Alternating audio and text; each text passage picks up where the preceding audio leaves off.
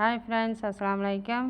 இன்றைக்கி வாடாக்கு வந்து 1 கப் சோறு, 1½ கப் அரிசி மாவு எல்லாத்தையும் நல்லா பிணைஞ்சி மத்தியானமே நல்லா நொறுங்க பிணைஞ்சி வச்சுட்டு நைட்டு அரிசி மாவு கொரப்பாக அரைச்சி ஊற வச்சு அரைக்கணும். அரைச்சி அதில் போட்டு நைட்டே பிணைஞ்சி வச்சிடணும்.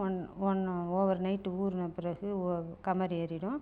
காலையில் உப்பு சோடாப்பு போட்டு நல்லா பிணைஞ்சி வச்சுட்டு வெங்காயம், பச்சை மிளகா, கருவேப்பிலை, மல்லிக்கீரை, இறால் இத்தனையும் போட்டு எண்ணெய் சட்டி அடுப்பில் வச்சு நல்லா வதக்கிடணும். நல்லா வதங்கின பிறகு மஞ்சத்தூள், பெருஞ்சீரகத்தூள் போட்டு அதையும் நல்லா வதக்கி விட்டு ஆற விட்டு வச்சுக்கிட்டு எண்ணெய் சட்டியில் எண்ணெயை ஊற்றி அடுப்பில் சூடாகுனதும் இந்த மாவு அடியில் பட்டர் பேப்பர் போட்டு தண்ணியில் நனைச்சிக்கிட்டு கொஞ்சோண்டு மாவு அடியில் வச்சு அதுக்கு மேலே உள்ளடத்தை வச்சு அதுக்கு மேலேயும் மாவு வச்சு நல்லா தட்டி விட்டு நடுப்பற ஓட்டை போட்டு எண்ணெய் சட்டியில் விட்டிங்கன்னா சுவையான வாடா ரெடி. நல்லா பொரிஞ்சு வந்திருக்கும். சாப்பிட்டு பார்த்துட்டு லைக் பண்ணுங்கள், ஷேர் பண்ணுங்கள், கமெண்ட் பண்ணுங்கள், சப்ஸ்கிரைப் பண்ண மறந்துடாமல் பண்ணுங்கள். இது என் மாமியாருடைய ஸ்பெஷல்.